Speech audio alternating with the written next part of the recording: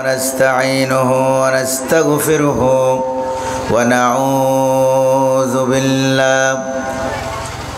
ونعوذ بالله من شرور أنفسنا ومن سيئات أعمالنا من يهد الله فلا مضل له ومن يضلل فلا هادي له ونشهد أن لا إله إلا الله وحده لا شريك له ونشهد أن سيدنا وحبيبنا ومولانا محمدا عبده ورسوله الذي أرسله بالحق بشيرا ونذيرا وداعيا إلى الله بإذنه وسراجا منيرا فقد قال الله تعالى في كلامه المجيد وفرقانه الحميد أعوذ بالله من الشيطان الرجيم بسم الله الرحمن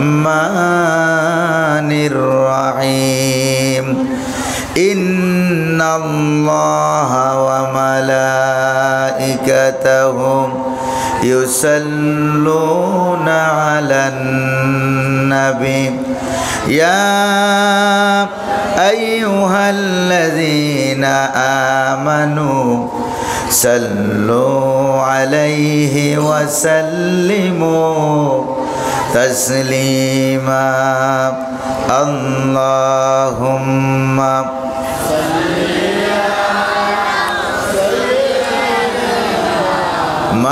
مولانا محمد وعلى آله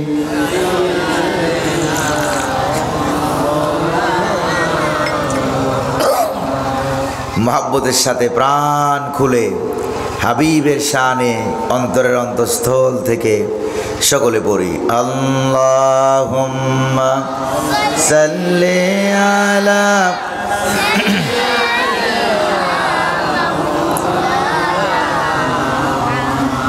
وعلى آل سيدنا مولانا بلغ العلا بكماله كشف الدجى بجماله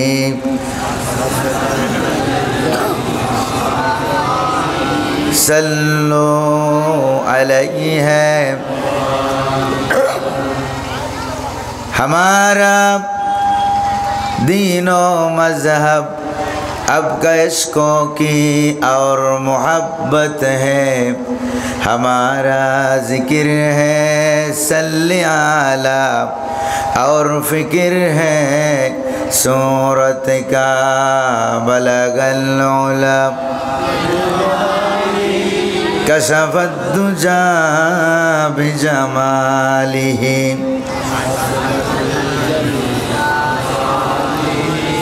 सल्लो अलैहि मुझे कुछ मिले या न मिले मुहम्मद मिले यानी वो शई जिससे अल्लाह मिले बलगल उला कशफ़त दुजा बिजमालिही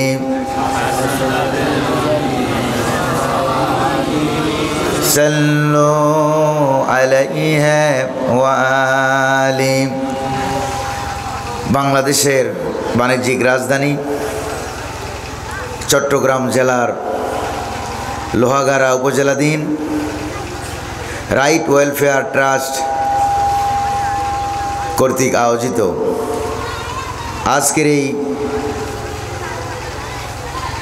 ঐতিহাসিক তাফসিরুল কোরআন মাহফিলের জনাব সভাপতি অত্র এলাকার কৃতি সন্তান, রাইট ওয়েলফেয়ার ট্রাস্টের সম্মানিত উপদেষ্টা জনাব আলহাজ মোহাম্মদ আলী সাহেব।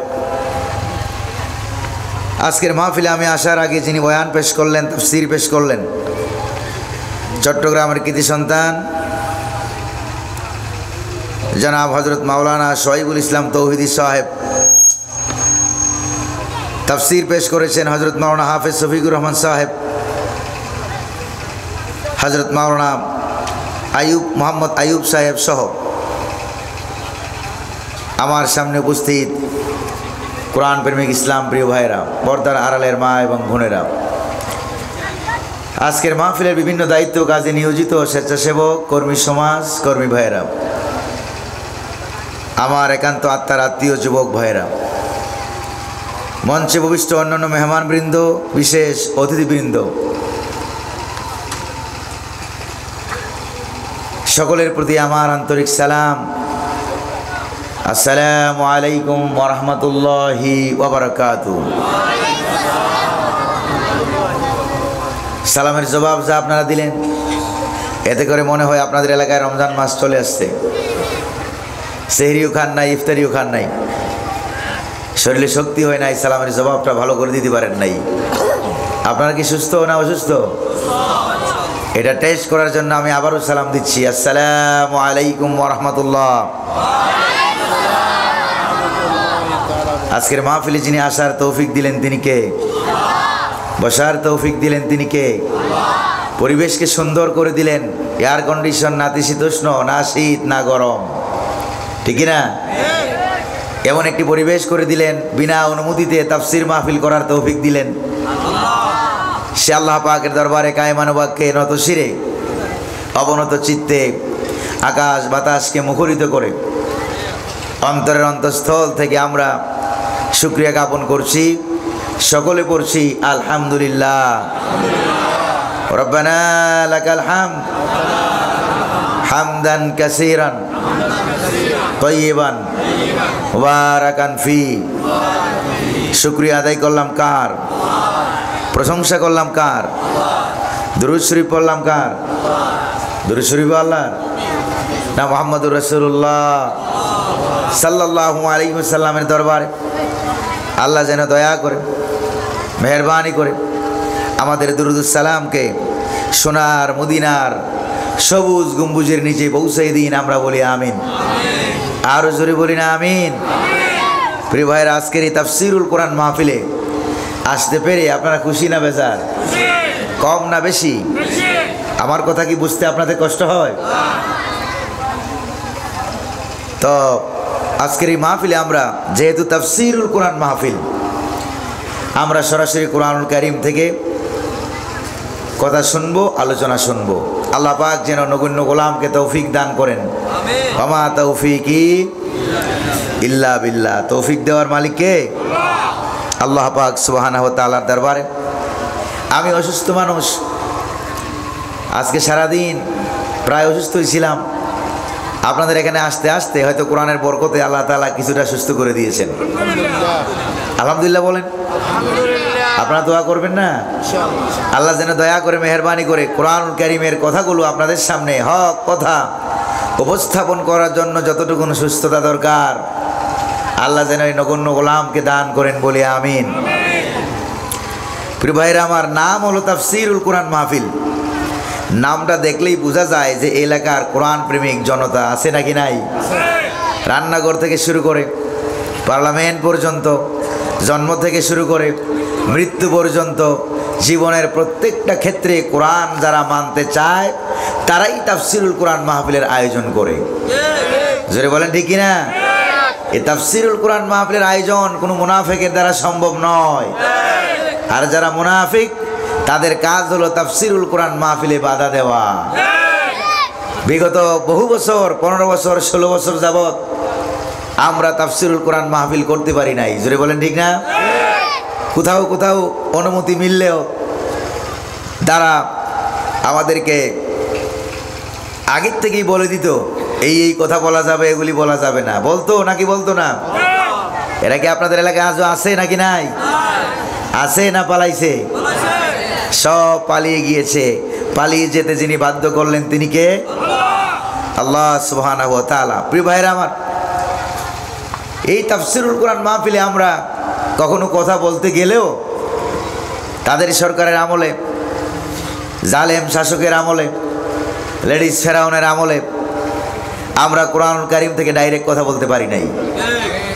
যেরকম ঠিক কিনা? যেখানেই ডাইরেক্ট কথা বলতে গিয়েছি সেখানে আমাদেরকে দৌড়ানি খাওয়া লাগছে। আমরা খেতাম দৌড়ানি, ওরা খেত বিরিয়ানি। আর আজকে আল্লাহ পাক কালের আবর্তনে আমাদেরকে বিরিয়ানি খাওয়ায়। আজকেও বিরিয়ানি আছে নাকি নাই? আল্লাহ আমাদেরকে বিরিয়ানি খাওয়ায় আর ওদেরকে দৌড়ানি খাওয়ায়। এমন দৌড়ানি, এক দৌড়ানিতে বর্ডার পাস হইয়া মামু বাড়ি দিল্লি গিয়া পালাইছে। জোরে বলেন ঠিক কিনা?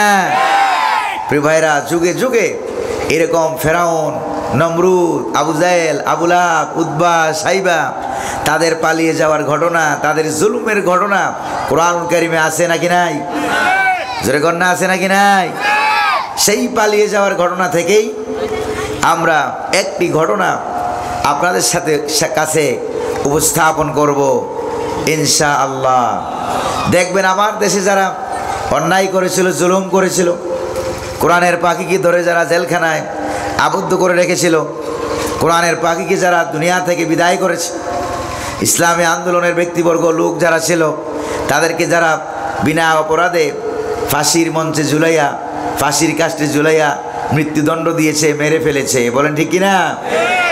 এইরকম তাদের একটি পালিয়ে যাওয়ার ঘটনা আল্লাহ পাক কোরআনুল কারীমে উল্লেখ করেছেন। আজ থেকে ১৫০০ বছর আগের ঘটনা। প্রিয় ভাইরা আমার, সেই পালিয়ে যাওয়ার ঘটনাটাই কোরআনুল কারীমের সূরা হাসর থেকে আমি আপনাদের সামনে উপস্থাপন করছি। বিতাড়িত মরদুদ শয়তানের ওয়াসওয়াসা থেকে আল্লাহ পাকের কাছে পানা আছে। পরম করুণাময়, অতীব দয়ালু আল্লাহ সুবহানাহু ওয়া তাআলার নামে আমরা শুরু করছি। পড়ুন আমার সাথে। আউযু বিল্লাহি মিনাশ শাইতানির রাজীম। বিসমিল্লাহির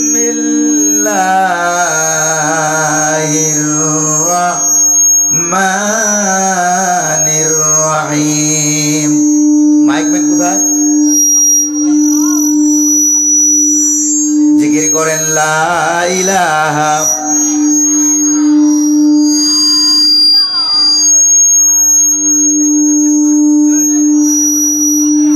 মাইকম্যান কোথায়? মাইকম্যানকে আসতে বলেন, মাইক সাউন্ড ডিস্টার্ব করছে।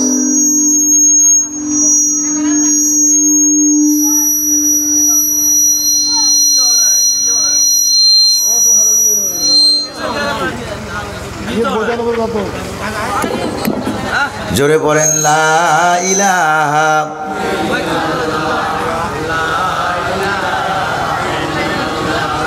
লা ইলাহা। ঠিক আছে, ঠিক আছে, চলবে। সাউন্ড ঠিক আছে, আর নাড়াচাড়ি করো না। ঠিক আছে, চলবে। লা ইলাহা, হাত পাখা আছে না? হাত পাখা দিতে বাতাস করুন। লা ইলাহা ইল্লাল্লাহ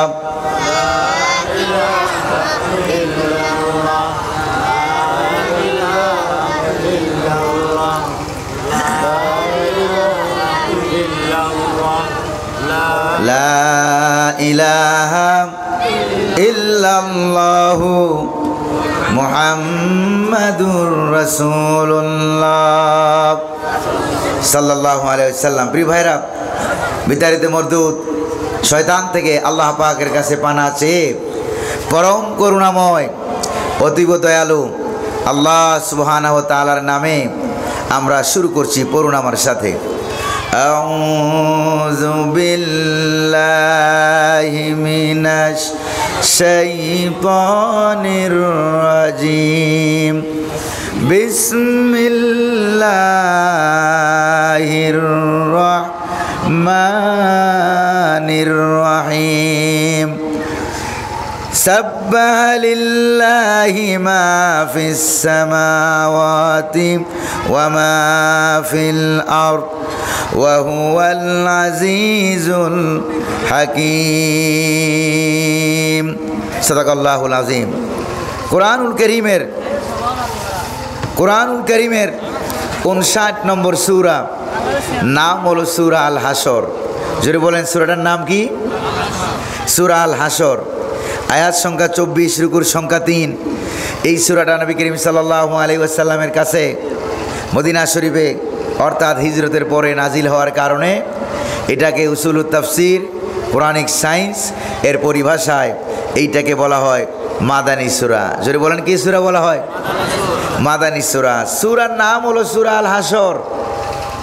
আমরা তো জানি আসল হাসর হলো কিয়ামতের পরে সকল মানুষ একত্রিত হয়ে যাবে, এটার নাম হলো হাসর। কিন্তু এখানে আল্লাহ পাক যে সূরাটা নাজিল করেছেন সূরা আল হাসর নামে, এটা আল্লাহ পাক কিয়ামতের পরে হাসর বুঝাবার জন্য নাজিল করেন নাই। এটা নাজিল করেছেন ইসলাম বিরোধী অপশক্তি, ইহুদি, খ্রিস্টান, কাফের, বেদিন, মুশরিক, মুনাফিক সবগুলিকে একত্রিত করে তারা ইসলামের বিরোধিতা করার কারণে, নবীর বিরোধিতা করার কারণে, কোরআন এবং হাদিসের বিরোধিতা করার কারণে মুসলমানদেরকে গুপ্ত হত্যা, খুন, গুম, রাহাজানি, তারপরে ফেরাউনি কারবারি করার কারণে ইসলাম বিরোধী সকল শক্তিকে একত্রিত করে তাদেরকে দেশ থেকে পালাতে বাধ্য করা। এই অর্থে আল্লাহ পাক কোরআনুল কারীমে সূরা হাসর নাজিল করেছেন। যেই ঘটনা আমাদের দেশে বিগত 5ই আগস্ট 2024 সালে 5ই আগস্ট যেই ঘটনাটা আমার দেশে ঘটে গেছে, ঠিক এরকম একটি ঘটনা বুঝাবার জন্যই আজ থেকে 1500 বছর আগে আল্লাহ পাক সূরা হাসর নাজিল করেছেন। প্রিয় ভাইরা আমার, আল্লাহ পাক সূরা হাসর নাজিল করে আল্লাহ রাব্বুল আলামিন বুঝিয়ে দিলেন যে এই ঘটনা, পালিয়ে যাওয়ার ঘটনা আমি কোরআনুল কারীমে উঠাইয়া দিলাম। সুবহানাল্লাহ। তা আমার দেশ থেকে যেই সকল লেডিস ফেরাউনেরা, আমার দেশ থেকে কোরআন বিরোধীরা, ইসলাম বিরোধীরা যারা বিগত 5ই আগস্ট তার আগে পরে যারা পালিয়ে গেল, আমরাও চাই তাদের পালিয়ে যাওয়ার ঘটনা স্কুল, কলেজ, ইউনিভার্সিটি, মাদ্রাসায় বিভিন্ন ভাষায় এটা পাঠ্যপুস্তকে উঠাইয়া দেওয়া হোক। জোরে বলেন ঠিক না? আপনারা চান কি চান না?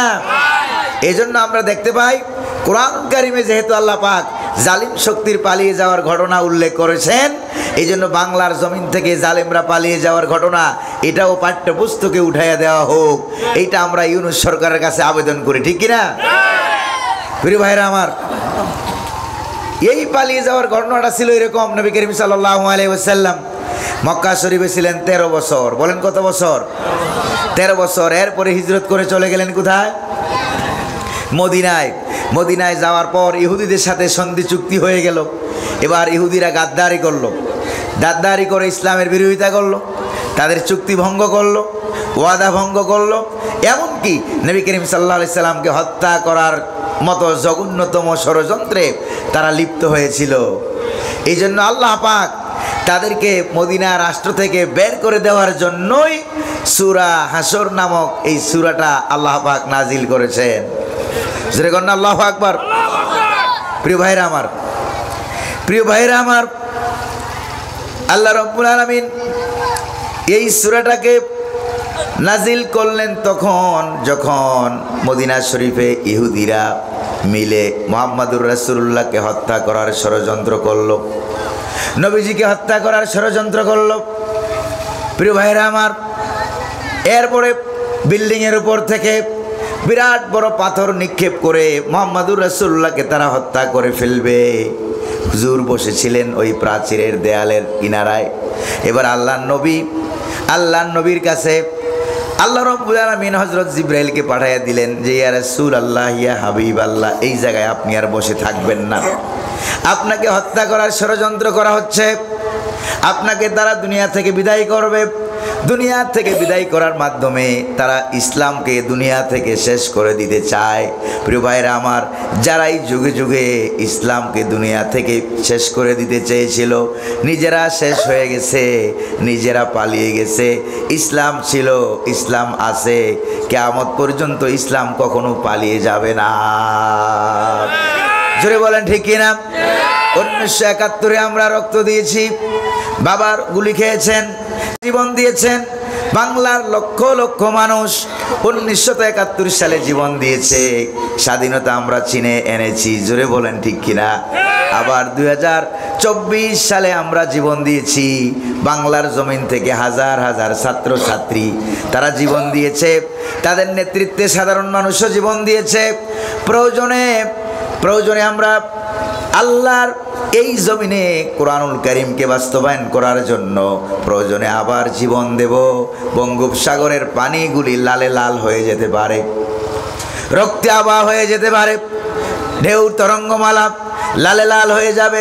পদ্মা, মেঘনা, যমুনার পানিগুলো প্রয়োজনে রক্তে পরিণত হয়ে যাবে।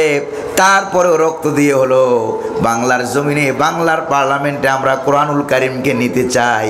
রাজি আছেন নাকি নাই? কারা কারা রাজি আছেন? দুহাত উঁচু করে আল্লাহকে একটা স্লোগান দিয়ে দেখান।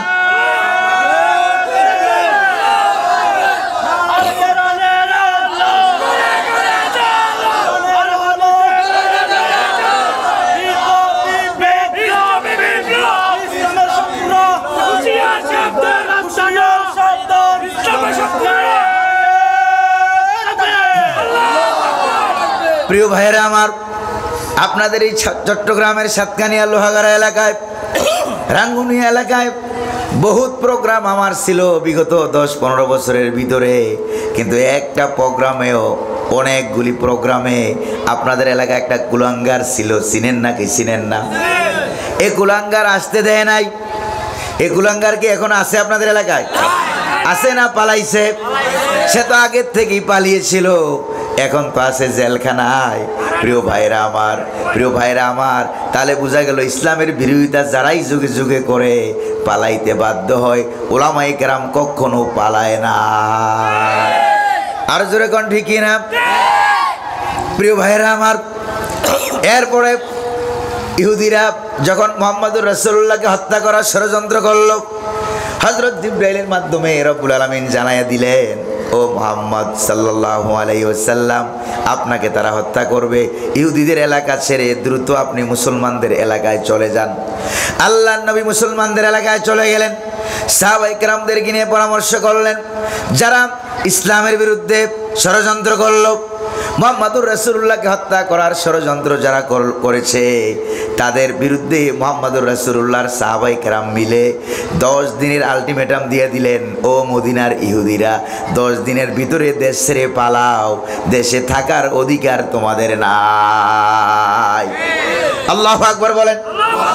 দেশে থাকার অধিকার তোমাদের নাই, তাড়াতাড়ি দেশ ছেড়ে পালাও। কারণ মদিনা শরীফে বহু বছর ইহুদিরা ছিল ক্ষমতায়, তারা রাষ্ট্র চালাতো। তাদের বাড়িঘরগুলো এরকম মজবুত ছিল, চতুর্দিক দিয়ে ঘন খেজুর বাগান লাগানো, খেজুর গাছ, ইচ্ছে করলে কেউ সহজে তাদেরকে উপরে হামলাও করতে পারবে না, ঘন ঘন খেজুর গাছ লাগানো। তাদের বাড়ির বিল্ডিংগুলো মাটির উপরে চাপ, মাটির নিচেও তাপ। তাদের ছেলে মেয়েগুলো, যুবক যুবতী, প্রত্যেকটা ছিল প্রশিক্ষণ প্রাপ্ত, তারা ছিল যুদ্ধবাজ জাতি। প্রিয় ভাইরা আমার, বর্তমান দুনিয়াও তো ইহুদিরাই মুসলমানদেরকে জ্বালায়। ফিলিস্তিনে জ্বালায় কারা? আমেরিকায় জ্বালায় কারা? সারা দুনিয়ায় সবচেয়ে মারাত্মক মুসলমানদের শত্রু কারা? ইহুদিরা, ঠিক কিনা? 1 নম্বরে হলো ইহুদিরা, আর 2 নম্বরে বাংলার মানুষের জন্য হলো ইন্ডিয়ার মুশরিকেরা। মদিনার শত্রু ছিল ইহুদিরা, আর বাংলার জমিনের শত্রু হয়ে গেল ইন্ডিয়ার মুশরিকেরা, ঠিক কিনা? প্রিয় ভাইরা আমার, তারা 10 দিনের আলটিমেটাম দেওয়া হলো। এবার মুহাম্মদুর রাসূলুল্লাহ সাল্লাল্লাহু আলাইহি সাল্লাম ঘোষণা করে দিলেন, ও ইহুদিরা, 10 দিনের মধ্যে এলাকা বাড়িঘর ছেড়ে তোমরা পালাও, শাম দেশে চলে যাও। তখন তাদের এই ঘোষণা শুনলো মুনাফিকদের মাতবর, মুনাফিকদের সর্দার, নামটা কি ছিল মনে আছে আপনাদের? আব্দুল্লাহ ইবনে উবাই ইবনে সালুল, মুনাফিকদের সর্দার। সে দৌড়ে চলে গেল ইহুদি নেতার কাছে, গিয়ে বলল, তোমরা রাজি হইলে কেন? 10 দিনের ভিতরে পৈতৃক সম্পত্তি, বাপ দাদা 14 গোষ্ঠী ছাইরা দেশ ছেড়ে পালিয়ে যাবা? এটা হতে পারে না। মুহাম্মদের বিরুদ্ধে প্রয়োজনে তোমরা যুদ্ধ করবা, আমি তোমাদেরকে 2000 সৈন্য দেব। কয় হাজার? 2000 সশস্ত্র সৈন্য দেব। মুনাফিকরা কিন্তু ইসলামের বিরুদ্ধে, ঠিক কিনা? এমনি মুনাফিকদের দাড়ি দেখা যায়, টুপি দেখা যায়, জুব্বা দেখা যায়, পাগড়ি দেখা যায়, কিন্তু আল্লামা সাইদিকে ফাঁসি দেওয়ার জন্য শাহবাগে যেই মঞ্চ তারা তৈরি করেছিল, বাংলার জমিন থেকে আলেম নামের কিছু মুনাফিকেরা ওই মঞ্চে গিয়ে তারা একাত্মতা পোষণ করেছে। জোরে কোন ঠিক কিনা? তোমাদেরকে আমরা চিনি, তোমাদেরকে আমরা জানি, এখন পালাইলা কেন? ওই যে কোরআনের পাখি বলেছিল, সময় আসবে এমন ইন্দুরের গর্ত পাবা না পালাবার জন্য। পাইছে? ইন্দুরের গর্ত পাইছে নাকি? ইন্দুরের গর্ত পায় নাই, বাংলার জমিনে জায়গা হবে না। প্রিয় ভাইরা আমার, তারপরে গাছের আগায় উঠে বেশি লাফালাফি করবে না। মূলে আছে কত কোটি? 12 কোটি। আস্তে করে গাছের গোড়া ধরে নাড়া দিবে। মামু বাড়ি দিল্লি গিয়ে পড়বা। দিল্লি গিয়ে পড়ছে না পড়ে নাই? কলকাতার কথা বলেন নাই, আসামের কথা বলেন নাই, ত্রিপুরার কথা বলেন নাই, আমেরিকার কথা বলেন নাই, তারপরে আপনার ইউরোপের কথা বলেন নাই। যেই জায়গার কথা বলেছেন ঠিক ওই জায়গায় গিয়া পালাইছে। জোরে কোন ঠিক কিনা? প্রিয় ভাইয়েরা আমার, এবার মুনাফিকরা বললো আমরা 2000 সৈন্য দেবো। কয় হাজার? তোমরা পালাইও না, 2000 সৈন্য আমরা দেব। মুহাম্মদের বিরুদ্ধে যুদ্ধ করে মুহাম্মদকে দুনিয়া থেকে জনমের মতো বিদায় করে দিবা। জোরে কোন নাউজুবিল্লাহ। এদিকে সৈন্য দিল 2000 মুনাফিকেরা। আর বাংলার জমিনে বৈষম্য বিরোধী ছাত্র আন্দোলন যখন শুরু হয়ে গেল, প্রায় 80-90 হাজার সৈন্য দিল মুনাফিকের ভূমিকায় উত্তীর্ণ হয়ে ইন্ডিয়ার। জোরে কোন ঠিক কিনা? এরা কয় হাজার সৈন্য দিল? প্রায় 86,000। কত হাজার? এত সৈন্য তারা দিল। কিন্তু মদিনা শরীফে যেরকম ভাবে মুনাফিকের এরা 2000 সৈন্য দেওয়া সত্ত্বেও জনমের মতো মাইর খাইয়া মদিনা থেকে পালানো লাগছে। এবার বাংলার জমিনেও 2024 সালে ইন্ডিয়া থেকে 80-90 হাজার সৈন্য সশস্ত্র বাহিনী দেওয়া সত্ত্বেও 14 গোষ্ঠী মিলেও বাংলার জমিনে থাকতে পারে নাই, তাদেরও পালানো লাগছে। জোরে কোন ঠিক কিনা? প্রিয় ভাইরা, এবার সাহাবায়ে কেরাম রাজি হয়ে গেলেন। আল্লাহর নবী বললেন 10 দিনের আলটিমেটাম। কয় দিনের? 10 দিনের আলটিমেটাম দেওয়া হলো। 10 দিন ভিতরে তোমরা মদিনা এলাকা ছেড়ে, রাষ্ট্র ছেড়ে পালিয়ে যাবা, কারণ তোমরা ইসলাম বিরোধী। জোরে কোন ঠিক কিনা? এবার 10 দিন যখন পেরিয়ে গেল, এরা আর পালায় না। ওই যে মুনাফিকদের থেকে সৈন্য 2000 পাওয়ার কারণে এরা আর পালায় না। যেই এরা আর পালায় না, তখন নবী করিম সাল্লাল্লাহু আলাইহি সাল্লাম বললেন, 10 দিন পেরিয়ে গেল, সাহাবায়ে কেরাম তোমরা রেডি হয়ে যাও। ইহুদি গোত্র বনু নজির, ইহুদি গোত্রের চতুর্দিক দিয়ে তোমরা ঘেরাও করো, আন্দোলন তৈরি করো, হরতাল করো, মিছিল করো, মিটিং করো, চতুর্দিক থেকে তোমরা ঘেরাও করো। আল্লাহু আকবার বলে। সাহাবায়ে কেরাম আন্দোলন তৈরি করলেন, ঘেরাও করলেন। ঘেরাও করতে গিয়ে সাহাবায়ে কেরাম যাতে পিছপা হয়ে না যায়, দুর্বল হয়ে না যায়, এত প্রশিক্ষণ প্রাপ্ত শক্তি তাদের। বিরাট বিরাট দুর্গ আছে, বিল্ডিং উপরে যা নিচেও তাদের বিরাট বড় ব্যাংকার আছে, বিরাট বড় দুর্গ আছে। এগুলি দেখা সাহাবায়ে কেরাম যাতে দুর্বল চিত্তে হয়ে না যায়, জিহাদের ময়দান থেকে হতাশ হয়ে না যায়, এই জন্য সাহাবায়ে কেরামকে যুদ্ধ চালিয়ে যাওয়ার জন্য, আন্দোলন চালিয়ে যাওয়ার জন্য, বৈষম্য বিরোধী আন্দোলনের মতো আন্দোলন চালিয়ে যাওয়ার জন্য আল্লাহ রাব্বুল আলামিন জিহাদের ময়দানে সূরা হাসরটা নাজিল করে দিলেন। আল্লাহু আকবার বলেন। সূরা হাসর নাজিল হয়ে গেল। সাব্বাহা লিল্লাহি মা ফিস সামাওয়াতি ওয়া মা ফিল আরদ ওয়া হুয়াল আজিজুল হাকীম। আল্লাহু আকবার বলা যায় না? আকাশ এবং জমিনে যা কিছু আছে সবাই তাসবিহ পড়ে কার। অর্থাৎ ও সাহাবীরা, তোমরা ভয় পাইও না, নিস্তেজ হইও না, বুকে সাহস নিয়ে, হাতে অস্ত্র না থাকলেও নিরস্ত্র আন্দোলনে তোমরা ঝাঁপিয়ে পড়ো, হরতাল, মিছিল, মিটিং, অবরোধ তৈরি করো। কারণ তোমরা যা কিছু দেখো আর না দেখো, আকাশ এবং জমিনের সমস্ত সৈন্যবাহিনীর মালিক যিনি, তিনি কে? আরো জোরে বলেন না কে? সে আল্লাহ রাব্বুল আলামিন। তোমাদের কি আকাশ থেকে হাজার হাজার ফেরেশতা দিয়া তিনি তোমাদেরকে সাহায্য করবেন, তিনি তোমাদেরকে বিজয় দান করবেন। কারণ আকাশ এবং জমিনে যত সৈন্যবাহিনী আছে এটা আমরা জানি না, যিনি জানেন তিনি কে? আরো জোরে বলেন না কে? আল্লাহ রাব্বুল আলামিন তিনি জানেন।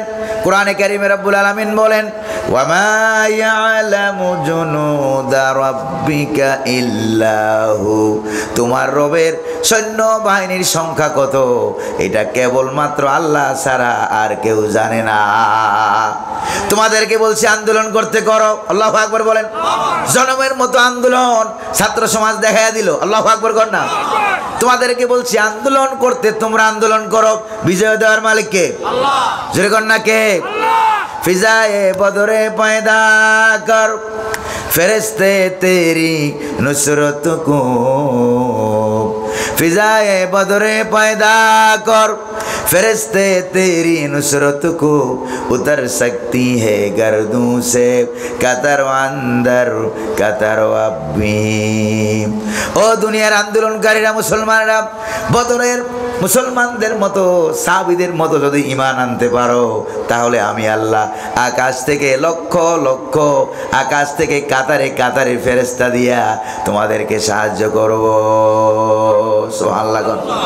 তোমাদেরকে বলছি আন্দোলন করতে, আন্দোলন করো। বিজয় দেওয়ার মালিক কে? আল্লাহ। জোরে বলেন না কে? আল্লাহ। এরপরে আল্লাহ পাক কি বলেন দেখেন, হুয়াল্লাযী আখরাজাল্লাযীনা কাফারু মিন আহলিল কিতাবি মিন দিয়ারিহিম লিআওয়ালিল হাশর। আল্লাহু আকবার বলেন। আল্লাহ হচ্ছেন তিনি যিনি ইহুদিদেরকে, আহলে কিতাবদেরকে তাদের নিজেদের বাড়িঘর থেকে বের হতে বাধ্য করলেন, যিনি তিনি কে? আল্লাহ। আর জোরে কন্যা তিনি কে? আপনারা দেখবেন ১৫০০ বছর আগের আন্দোলন আর বাংলাদেশের বৈষম্য বিরোধী ছাত্র আন্দোলন ১৪ আনা নয়, 15 আনা নয়, 100 মিলে যায়। জোরে কোন ঠিক কিনা? তাহলে যিনি বের করে দিলেন তিনি কে? আল্লাহ। এবার আল্লাহ রাব্বুল আলামিন বলেন, ও বাংলার ছাত্র সমাজ, ও সাহাবায়ে কেরাম, তোমাদের আন্দোলনের কারণে এরা দেশ ছেড়ে পালিয়েছে এইটা তোমরা কখনো ভেবো না, কারণ তোমাদেরকে আমি বলেছি আন্দোলন করো। তাদেরকে বের করে দেওয়ার মালিক যিনি তিনি কে? আল্লাহ। আরো জোরে কর না তিনি কে? আল্লাহ। আল্লাহ বলেন আমি বের করেছি। খারাজা ইয়াখরুজু। উলামায়ে কেরাম যদি আমার ডানে বামে থাকেন তাহলে বুঝতে পারবেন। প্রিয় ভাইরা আমার, আপনাদেরকে একটা পরামর্শ দেই, এই জাতীয় তাফসিরুল কোরআন মাহফিল হলে আশেপাশে ইমাম যারা আছে তাদেরকে স্টেজে জায়গা করে দিবেন। স্টেজে যদি উলামায়ে কেরাম থাকে, ইসলামী আন্দোলনের স্থানীয় নেতৃবৃন্দ যারা আছে তারা যদি থাকে, তারপরে ছাত্র আন্দোলনের নেতৃবৃন্দ যারা আছে, ইসলামী ছাত্র শিবিরের নেতৃবৃন্দ যারা আছে, ওদেরকে যদি সামনে রাখেন তাহলে দেখবেন আন্দোলনের সাথে আন্দোলন কেমনে মিলে। জোরে কোন ঠিক কিনা? আপনাদের এলাকায় ওই আন্দোলনের লোক আছে নাকি নাই? জোরে কোন না আছে নাকি নাই? তবে আমার বিশ্বাস আপনাদের ময়দানে আজকে এই আন্দোলনের লোক দিয়ে ভরা। জোরে কোন ঠিক না ভাই? আল্লাহ রাব্বুল আলামিন বলেন, আখরাজা ইউখরিজু, আমি বের করে দিয়েছি, পালাইতে বাধ্য করেছি আমি। তোমরা করেছো আন্দোলন, তোমাদের আন্দোলনের কোনো ক্রেডিট নাই। 16 আনা ক্রেডিটের মালিক কে? আল্লাহ। আর জোরে কন্যা মালিক কে? আল্লাহ। আন্দোলনের ক্রেডিট যদি থাকতো বিগত 16 বছরে 17 বছরে বিএমপি, জামাত ইসলামী, চরমনাই হুজুরেরা বহুত আন্দোলন করেছে না করে নাই? যেরকম করছে কিনা? এত আন্দোলন তারা করেছে, উল্টা মায়ের খাওয়া লাগছে, উল্টা আরো মায়ের খাওয়া লাগছে, আরো ফাঁসির কাস্টে ঝুলিয়ে দিয়েছে। তারা কিন্তু দেশের থেকে পালাইয়া যায় নাই। যেরকম ঠিক কিনা? তাহলে বোঝা গেল আন্দোলনের ক্রেডিট না, ক্রেডিট কার? আল্লাহ। ক্রেডিট কার? যে আল্লাহ রাব্বুল আলামিন এত সুন্দর একটা আন্দোলন করার মতো রুট ম্যাপ ছাত্র সমাজের মাথায় যিনি ঢুকাইয়া দিলেন তিনি কে? আল্লাহ। আরো জোরে বলেন না কে? আল্লাহ। দেখেন তো আন্দোলনটা কিরকম হয়েছিল। আল্লাহ পাক এবার আন্দোলন মুরব্বী আগে নামান নাই, মুরব্বী নামাইছেন আগে? মুরব্বী নামান নাই। তারপরে চাকরিজীবী, পেশাজীবী, শ্রমজীবী নামান নাই, আগে বাচ্চা নামাইছেন। কি নামাইছেন? বাচ্চা। আপনাদের চট্টগ্রামে কি বলা হয়? বাচ্চা, ছোট ছোট শিশু, ঠিক কিনা? আপনারা কি বলেন? বাচ্চাদেরকে আল্লাহ পাক নামাইয়া দিলেন। দেখেন বাচ্চাদের কলিজায় যিনি নিরস্ত্র আন্দোলন, নিরস্ত্র ছাত্রছাত্রী, তাদের কলিজায় যিনি সাহস যোগাইলেন তিনি কে? আল্লাহ। এমনভাবে তিনি সাহসটা যোগাইয়া দিলেন, বাচ্চারা যখন নেমে গেল বিশ্ব রোডের ভিতরে, আন্দোলন করার জন্য ফেরাউনের বিরুদ্ধে যখন বাচ্চারা নেমে গেল, এবার আল্লাহ পাক বলেন বাচ্চাদের টানে টানে বাচ্চার আব্বা আম্মাও নামতে বাধ্য হলো। জোরে বলেন ঠিক কিনা? এবার বাচ্চাদের আব্বা আম্মা ওরাও তো আবার দাদা দাদির বাচ্চা, ঠিক কিনা? এদের টানে এরা নামলো। এবার মাতৃকুল, পিতৃকুল, বুড়া বুড়ি, যুবক যুবতী, ছাত্র ছাত্রী, শিশু বাচ্চা সবগুলি দিয়ে আল্লাহ পাক বলেন বিশ্বরুটকে আমি ভরপুর করে দিলাম। আল্লাহু আকবার কোন? অর্থাৎ বাচ্চা ধরে টান মারলে ঘরে সবাই বাইরে আসতে বাধ্য। আল্লাহু আকবার বলবেন না? এর বাচ্চাদের কলিজার ভিতরে যে আল্লাহ সাহসটা যোগাইলেন তিনি কে? বাচ্চারা নেমে গেল। বাচ্চাদেরকে জিজ্ঞেস করা হলো তোমরা কি চাও?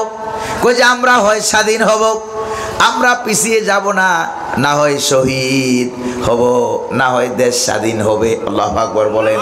কারণ আগে ছিল 9 দফা। কয় দফা? প্রথমে ছিল 9 দফা। এবার এই 9 দফা বাস্তবায়ন করার জন্য আলটিমেটাম দেওয়া হলো। তারা 9 দফা বাস্তবায়ন না করে উল্টা আরো গুলি করে করে মানুষ মারলো, হাজার হাজার মারলো, খুন করলো, ঘুম করলো, আয়না গড়ি নিয়ে অসংখ্য গণিত মানুষকে তারা নির্যাতন করেছে। যদি বলেন ঠিক কিনা? এত এত ভাবে যে নির্যাতন করেছে, এত এত মানুষ মেরেছে। এবার 9-এর মাথার মধ্যে রক্ত লেগে এটা এক হয়ে গেছে। জোরে কোন ঠিক কিনা? রক্ত লাগার কারণে কত হয়ে গেছে? এবার 1 দফা 1 দাবি। জালেম তুই কবে যাবি? জোরে কোন ঠিক কিনা? এবার 1 দফা দাবিতে আন্দোলন হয়ে গেল। রব্বুল আলামিন বলেন সবগুলিকে একত্রিত করে আমি আল্লাহ পালাইতে বাধ্য করে দিলাম। প্রিয় ভাইরা আমার, ঢাকা শহরে আমার বাসাটা ওই জায়গায় যে জায়গায় সবচাইতে মারাত্মক আন্দোলন হয়েছিল, যাত্রাবাড়ি চৌরাস্তায়। এই জায়গায় আমার বাসা। জোরের সময় দেখলাম লক্ষ লক্ষ, সুবহানাল্লাহ কোন? আসরেও দেখি লক্ষ লক্ষ, মাগরিবের সময় দেখি আরো বেশি, এশার সময় দেখি আরো বেশি। এবার নিজের ইমানকে হেফাজত করার জন্য নিজেও নামলাম 4 বার। কয়বার? 4 বার নামলাম।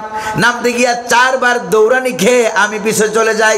চতুর্দিক থেকে সমানে গুলি করা হয়, একবারে 70-80টা গুলি সমানে ছড়া হয়, 10-20টা লাশ জায়গায় পড়ে যায়।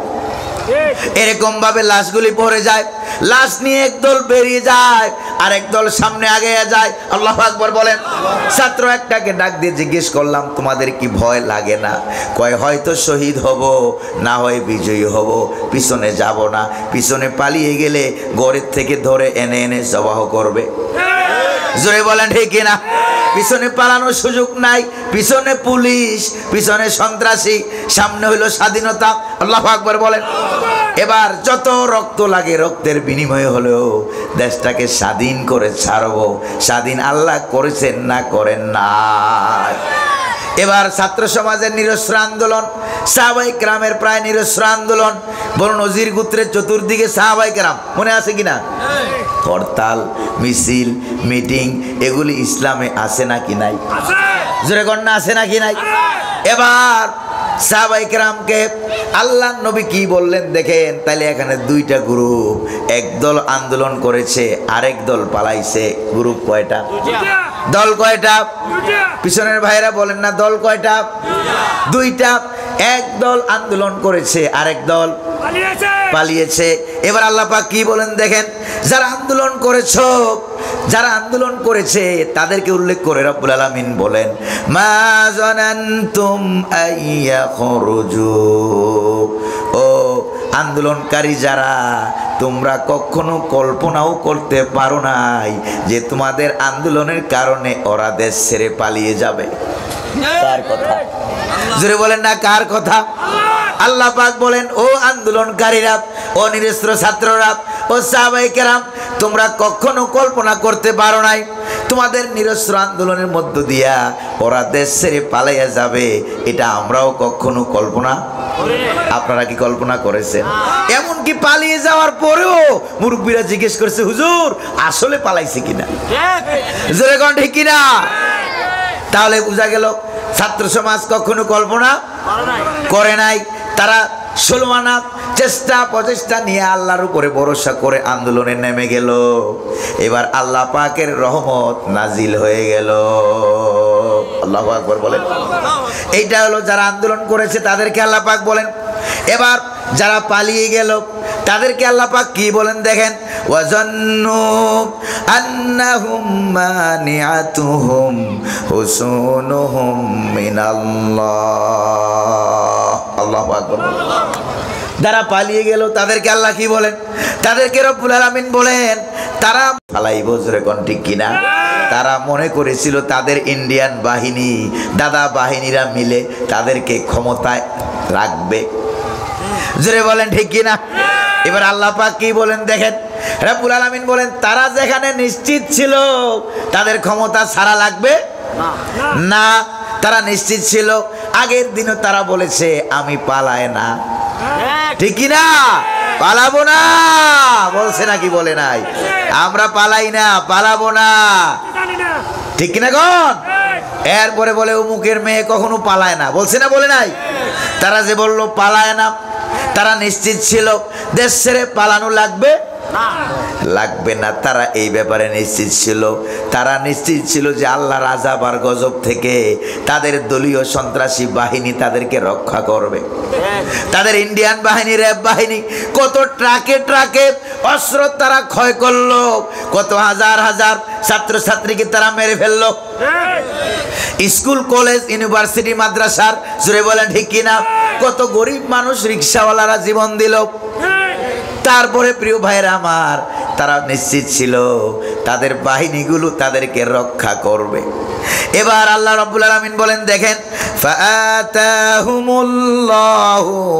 মিন হাইসু লাম ইয়াহতাসিবু। আল্লাহু আকবার বলেন। আল্লাহ পাক বলেন যেখানে তারা ছিল নিশ্চিত, এখানে আল্লাহ পাক বলেন তারা কল্পনাও করতে পারে নাই, তাদের অকল্পনীয় জায়গা দিয়ে আমি আল্লাহ তাদেরকে পালাইতে বাধ্য করলাম। আল্লাহু আকবার বলেন। কেমন তারা কল্পনা করতে পারে নাই? তাদের নিজেদের তৈরি করা সেনাবাহিনী, যেরকম ঠিক কিনা? নিজের আত্মীয় সেনাবাহিনীর প্রধান হঠাৎ করে এসে বলছে, আপা আই এম এক্সট্রিমলি সরি, আমি আন্তরিকভাবে দুঃখিত, আবাবিল পাখিরা যেইভাবে আসতেছে, আপনি তো স্বপ্ন দেখছিলেন 41 সাল, যেরকম ঠিক কিনা? স্বপ্ন দেখলেন কয় সাল? স্বপ্ন তো দেখছিলেন 41 সাল, কিন্তু আমি আন্তরিকভাবে দুঃখিত, 40 মিনিট থেকে বেশি সময় আপনাকে দিতে পারলাম না, তাড়াতাড়ি পালান, তাড়াতাড়ি পালান। নিজের আত্মীয়, যেরকম ঠিক কিনা? নিজের আত্মীয় এসে বলছে তাড়াতাড়ি পালান, নাইলে আবাবিল পাখিরা যেভাবে আসতেছে গণভবনের ভিতরে আপনাকে যদি পাওয়া যায় একবারে ছিঁড়ে বিড়ে, যেরকম ঠিক কিনা? প্রিয় ভাইরা আমার, এবার তাড়াতাড়ি পালায়, তাড়াতাড়ি পালাও। এরপরে চোরের মতো পালাইয়া গেছে, যেরকম ঠিক কিনা? শুধু সে পালায় নাই, তার যে দলবল ছিল চট্টগ্রাম থেকে বোধহয় পালায় নাই। এমন পালানোর ঘটনা কিন্তু দুনিয়াতে নাই, দুনিয়াতে নাই। দৈনিক ইনকিলাব পত্রিকায় লিখেছে, 5 তারিখ আন্দোলন হলো, 6 তারিখের দৈনিক ইনকিলাব পত্রিকায় লিখেছে যে গোটা পৃথিবীতে 250 বছরের ইতিহাসে জঘন্যভাবে এমনভাবে পালিয়ে যাওয়ার ইতিহাস নাই। আল্লাহু আকবার বলেন। কত বছরের ইতিহাস? 250 বছরের ইতিহাসে জঘন্যভাবে পালিয়ে যাওয়ার ঘটনা। তাদের 300+ এমপি মন্ত্রী সব এক রাতে উদাও, যেরকম ঠিক কিনা? এটা যিনি করলেন তিনি কে? পুলিশ অফিসার উদাও, তারপরে পুলিশ বাহিনীর প্রধান উদাও, ডিবি প্রধান উদাও, যেরকম ঠিক কিনা? তারপরে বিজিবি, র্যাব, এদের বাহিনীও উদাও, এমনকি জাতীয় মসজিদ বাইতুল মুকাররমের খতিব সাহেব হুজুরও উদাও, যেরকম ঠিক কিনা? তাহলে কত বড় অপকর্ম করলে পরে বাইতুল মুকাররমের খতিব হওয়া সত্ত্বেও পালানো লাগে, যেরকম ঠিক কিনা? কত অন্যায় করেছো, কত জুলুম করেছো, কওমি জননী রায় দিয়েছিলা, ঠিক কিনা? এবার তোমাদের জননী তোমাদেরকে থুইয়া গেছে, ঠিক কিনা? জননী গেল পালাইয়া। প্রিয় ভাইয়েরা, কেন পালিয়েছে? কারণটা কি? আল্লাহ রাব্বুল আলামিন এরপরে বলছেন, ওয়া কাযাফা ফি কুলুবিহিমুর রুবা। কয় তারা পালিয়ে গেল কেন? কারণটা হলো আমি আল্লাহ তাদের কলিজার ভিতরে ভয় ঢুকাইয়া দিলাম। আল্লাহু আকবার বলেন। চতুর্দিকে এত লক্ষ কোটি বাহিনী থাকা সত্ত্বেও আল্লাহ বলেন তাদের কলিজার ভিতরে আমি ভয় ঢুকাই দিলাম। কে ভয় ঢুকাইলো? এই জন্য আগের দিন দেখলাম, পালিয়ে যাওয়ার আগের দিন মিডিয়ার সামনে আইসা থরথর করে এরকম কাঁপে, দেখছেন কিনা? থরথর করে এরকম কাঁপে আর বলে কি অপরাধ ছিল আমার, কেন পালানো লাগবে? জোরে বলেন ঠিক কিনা? তার নাকি কোনো অপরাধ নাই। প্রিয় ভাইরা, জালেমের একটা দোষ হলো জালেম সব সময় জুলুম ভুলে যায়। জালেম সব সময় জুলুম ভুলে যায়। ওয়াল মাজলুমু লা ইয়ানসাহু আবাদা। আর মাজলুম যাদের উপরে অন্যায় করা হয়, জুলুম করা হয়, তারা কখনো জুলুম ভুলে না। আপনারা দেখছেন কিনা কিভাবে আয়নাঘর থেকে বেরিয়ে আসার পর ব্যারিস্টার আরমান, তারপরে আমানুল্লাহ আজমি ভাই বেরিয়ে আসার পর বলতেই পারে না এখন কি দিন নাকি রাত, ঠিক কিনা? এখন কি দিন নাকি রাত বলতে পারে না। কয় তারিখ আজকে? আয়নাঘরে থাকা অবস্থায় দিন নাকি রাত, তারপরে কোন সাল, কত তারিখ, একটাও তারা বলতে পারে নাই। এত অন্যায় করা হয়েছে, এত জুলুম করা হয়েছে। ইলেকট্রিক চেয়ারের উপরে বসাইয়া বসাইয়া কারেন্টের শর্ট দেওয়া হয়েছে। জোরে কোন ঠিক কিনা? প্রিয় ভাইরা আমার, এত অন্যায় করেছো, এত জুলুম করেছো। তারপরে র্যাবের অফিসারেরা তারা জুলুম করেছে, পুলিশ অফিসাররা জুলুম করেছে, তারপরে ডিবি প্রধানেরা জুলুম করেছে, বড় বড় অফিসাররা জুলুম করেছে। আসামিদেরকে আটকাইয়া আটকাইয়া ক্রসফায়ার দেওয়ার নামে তাদের স্ত্রীদেরকেও ধর্ষণও করেছে। জোরে কোন ঠিক কিনা? এত অন্যায় করেছ, এত জুলুম করেছ, আল্লাহ সইতে পারে নাই। এই জন্য ছোট ছোট বাচ্চা দিয়া আল্লাহ রাব্বুল আলামিন তা আবু জাহেলকে দুনিয়া থেকে শেষ করলেন। এরকম জমানার বাংলার জমিনে আবু জাহেলকে আল্লাহ ছোট ছোট বাচ্চা দিয়া দুনিয়া থেকে শেষ করে দিলেন। আর জোরে কোন ঠিক কিনা? এমন ভাবে পালিয়েছে, আল্লাহ পাক বলেন তাদের কলিজার ভিতরে আমি ভয় ঢুকাই দিলাম। কে কে ভয়টা ঢুকাইলো? কে? আল্লাহ পাক বলেন আমি ভয়টা ঢুকাই দিলাম। এমন ভয়, একটা ছিল দরবেশ বাবা, নাম কি? দরবেশ ভাই। এই বড় বড় দাড়ি, জোরে কোন ঠিক কিনা? এই বড় বড় দাড়ি একটা দরবেশ বাবা, সেও গেল পালাইয়া। পরের দিন দেখলাম সে সদরঘাটে যায় নৌকা দৌড়ে। জোরে কোন ঠিক কিনা? তার সাথে আরেকটা ছিল আইনমন্ত্রী, যেটা ছিল ওইটা আমার গ্রামের এলাকায়। প্রিয় ভাইরা আমার, সে যখন ধরা খেয়ে গেল, এবার তাকে তো দরবেশ বাবাকে তো ধরা যায় না, কারণ দাড়ি ছিল এরকম বড় বড়। এবার সে কি করেছে, ধরা খাওয়া থেকে বাঁচার জন্য কি করলো? একবারে ক্লিন। জোরে কোন ঠিক কিনা? আমরা জানি রমজান মাস আসলে মানুষ যখন আল্লাহরে ভয় বেশি করে, তখন যার দাড়ি নাই সে দাড়ি রাখে। জোরে কোন ঠিক কিনা? আর সে দাড়ি থাকা সত্ত্বেও দাড়ি ক্লিন করে ফেলেছে। জোরে কোন ঠিক কিনা? ক্লিন করার পরও বাঁচতে পারছে নাকি? জোরে কোন? বাঁচতে তো পারে নাই, কারণ কলিজায় ভয় ঢুকাইয়া দিল কে? আল্লাহ। যারা পালিয়ে গেল তাদের কলিজায় ভয় ঢুকাইয়া দিলেন। প্রধান বিচারপতি পিটানির ঠেলায় ওই জঙ্গলে গিয়া কলা পাতায় শুয়েছে। বেটা, তুমি তো কোরআনের পাখির বিরুদ্ধে রায়টা দিছিলা। জোরে কোন ঠিক না ভাই? কোরআনের পাখির বিরুদ্ধে তুমি রায়টা দিয়েছিলা। পিছনের ভাইরা কথা কয় না, মনে হয় ভয় পাইতেছে, নদুবি আসতেছে।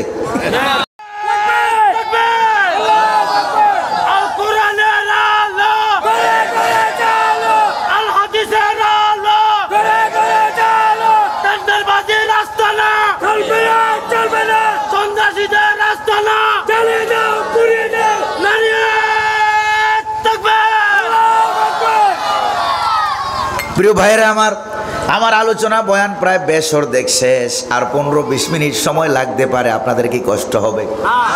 কষ্ট হবে আপনাদের? প্রিয় ভাইরা আমার, এরপরে তারা যখন পালিয়ে গেল, তাদের অন্তরে আল্লাহ পাক ভয় ঢুকাইয়া দিলেন। পালিয়ে যাওয়ার সময় কি করেছে এটাও আল্লাহ ঘোষণা করলেন। বনু নজির গোত্রের ইহুদিরা যখন পালিয়ে যাচ্ছে, সাহাবায়ে কেরামদের আন্দোলনের কারণে তারা টিকতে পারে নাই, চতুর্দিকে হরতাল অবরোধ। তারা যখন পালিয়ে যাচ্ছে, রাব্বুল আলামিন বলেন ইউখরিবুনা বুয়ুতাহুম বিআইদিহিম ওয়া আইদিল মুমিনিন। আল্লাহু আকবার কোন। তারা নিজেদের হাত দিয়া নিজের বাড়িঘরগুলি ভেঙেছে। কথাকার আল্লাহ পাক বলেন তারা নিজেদের হাত দিয়া নিজেদের সাজানো সারি সারি থ্রি পিস, ঠিক কিনা? নিজের সাজানো সারি সারি কাপড় ইন্ডিয়ান, বাংলাদেশি, বেনারসি, জামদানি, ঠিক কিনা? এত এত কাপড়ের এত সুন্দর করে সাজিয়েছিল, আর কত সুন্দর করে রান্না করেছিল, পোলাও, কুরমা, বিরিয়ানি, বড় বড় মুরগির রোস্ট, ঠিক কিনা? এগুলি এরা নিজেরাও খাইতে পারে নাই, ছাত্র ভাইরা খাইছে। জোরে কোন ঠিক কিনা? আরো জোরে কোন ঠিক কিনা? তাহলে বোঝা গেল নিজের তৈরি করা রান্না নিজেরা খাইতে পারলা না। নিজের দেশে কেমনে থাকবা? এমন একটা দল বাংলাদেশে আছে, ওরা নিজেদের দলের কর্মী নিজেরা হত্যা করে আন্দোলন চাঙ্গা করার জন্য, ঠিক কিনা? যেরকম ঠিক কিনা? ওরা অত বড় মারাত্মক একটা বাহিনী, ভালো করে কান চোখ খোলা রাখবেন, নাইলে কিন্তু চলতে পারবেন না। প্রিয় ভাইয়েরা আমার, ওরা নিজেদের বাড়িঘরগুলো, নিজেদের অফিস আদালতগুলো নিজেরা ভেঙেছে। ওয়াইদিল মুমিনিন, আর ইমানদার সাহাবীরা আন্দোলন করতে গিয়া যেখানে যেখানে কাটা দরকার ছিল কেটেছে। আপনারা জানেন কিনা, খন্দকের যুদ্ধের সময় মুহাম্মদুর রাসূলুল্লাহ সাল্লাল্লাহু আলাইহি ওয়াসাল্লাম মদিনার চতুর্দিক দিয়ে রাস্তাঘাট সব কাইটা 10 হাত গভীর 10 হাত চৌড়া করছিল। মনে আছে নাকি নাই? ঘটনা কোরআন হাদিসে আছে নাকি নাই? প্রিয় ভাইয়েরা আমার, তাহলে যেখানে কাটার দরকার কেটেছে, ভাঙার দরকার ভেঙেছে, জ্বালানোর দরকার জ্বালিয়েছে। আন্দোলন করতে হইলো এগুলি তো করা লাগে নাকি লাগে না? জোরে কর। কেন আন্দোলনকে সফল করার জন্য এই জিনিসগুলি করতে হয়। কিন্তু বাংলাদেশে একদল আছে দালাল মৌলবি, জোরে কর না, আছে নাকি নাই? ধর্মনিরপেক্ষ মতবাদীরা, ইসলাম বিরোধী মতবাদের লোকেরা যখন আন্দোলন করে, হরতাল করে, নিজেদের দলকে ক্ষমতায় নেওয়ার জন্য করে, তখন তাদের বিরুদ্ধে কোনো ফতোয়া দেয় না, ঠিক কিনা? আর ইসলাম ওয়ালারা যখন আন্দোলন করে, তখন তাদের ফতোয়াবাজি শুরু হয়ে যায়। এরকম আল্লাহর ওলি চট্টগ্রামে আছে নাকি নাই? কাট্টা মুনাফেক, এগুলি কি কাট্টা মুনাফেক। আল্লাহ কোরআনে কি বলছেন দেখেন, কই সাহাবায়ে কেরাম আন্দোলন সাকসেস করার জন্য, সফল করার জন্য যেখানে কাটা দরকার কেটেছে, রাখা দরকার রেখেছে, জ্বালানোর দরকার জ্বালিয়েছিল। হুকুম কার? আরো জোরে বলেন না, হুকুমটা কার? প্রিয় ভাইয়েরা আমার, এবার এরপরে রব্বুল আলামিন বলেন, তোমরা ও সাহাবীরা, তোমরা তোমাদের নিজেদের হাত দিয়া অনেক ভাঙচুর করেছো সফল করার জন্য, তারাও নিজেরা করেছে পালানোর সুবিধার্থে। জোরে কোন ঠিক কিনা? এরপরে নিজেরা আগুন জ্বালাইয়া জ্বালাইয়া সচিবালয়ের ভিতরে নিজেরা ষড়যন্ত্র করে আগুন জ্বালাইয়া দিল, যাতে করে তাদের কুকর্ম ধরা না পড়ে। জোরে কোন ঠিক কিনা? তারা নিজেরা আগুন জ্বালালো, নিজেরা মন্দিরে হামলা করেছে। জোরে বলেন ঠিক কিনা? যেখানে যেখানে ধরা পড়েছে কয় যে পাগল, পাগলে হামলা করেছে। তো পাগলে মন্দিরে হামলা করে, মসজিদে হামলা করে না কেন? জোরে বলেন ঠিক কিনা? তাহলে বোঝা গেল এগুলি ভাবের পাগল। কিসের পাগল? এগুলি ভাবের পাগল। এবার পাগল বলে ছেড়ে দেওয়া, কারণ পাগলের তো কোনো বিচার টিচার নাই। পাগলের কোনো বিচার আছে? আইন আদালত জজ কোর্ট আছে নাকি? জোরে কোন নাই। এই জন্য যেখানে ধরা খায় সেখানে বলে পাগল, ছেড়ে দাও, ঠিক কিনা? প্রিয় ভাইয়েরা আমার, এরপরে রব্বুল আলামিন বলেন, একদল আন্দোলন করেছো, আর একদল দেশ ছেড়ে পালিয়ে গিয়েছে। উভয় দলকে উল্লেখ করে আল্লাহ পাক বলছেন, ফাতাবিরু ইয়া উলিল আবসার। সুবহানাল্লাহ। ও জ্ঞানবান লোক যারা আছো, যাদের মাথায় ঘিলুটিলু আছে, যারা শিক্ষিত মানুষ, জ্ঞানবান মানুষ, এই আন্দোলনের ভিতরে তাদের জন্য শিক্ষা আছে নাকি নাই? জোরে কন্যা আছে নাকি নাই? তাদের জন্য শিক্ষা আছে। তারা যে পালিয়ে গেল, তোমরাও শিক্ষা গ্রহণ করো। যত বড় শক্তি ক্ষমতা দেখাও না কেন, 1600 বছর ক্ষমতা থাকার পরও পালিয়ে যাওয়া লাগলো কেন? একটু চিন্তা করো। বিদেশের জমিনে বসে বসে এবার মাথার মধ্যে ফ্রিজে ঠান্ডা পানি ঢালো, ঢাইলে একটু চিন্তা করো কেন পালানো লাগলো এত লক্ষ বাহিনী থাকা? যেরকম ঠিক কিনা? কেন পালানো লাগলো? কোন জায়গায় ভুল করেছো? কোরআনের পাখিদেরকে ধরে ধরে জেলখানায় আটকায়া মেরেছো। জোরে কোন ঠিক কিনা?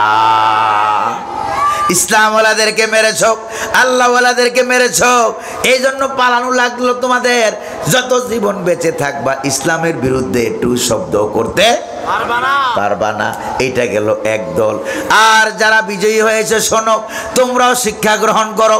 ভবিষ্যতে যদি তোমরাও এরকম করো, ইসলামের বিরুদ্ধে কথা বলো, নবীর বিরুদ্ধে কথা বলো, ভবিষ্যতে যারা ক্ষমতায় আসবা, আইসা যদি ইসলামের বিরুদ্ধে আচরণ করো, তাইলে তোমাদের ওরা তো কাপড় চোপড় নিয়ে লাগেজ সুটকেস নিয়ে পালাইতে পারছে, তোমরা কিন্তু জাঙ্গা নিয়েও পালাইতে পারবা না।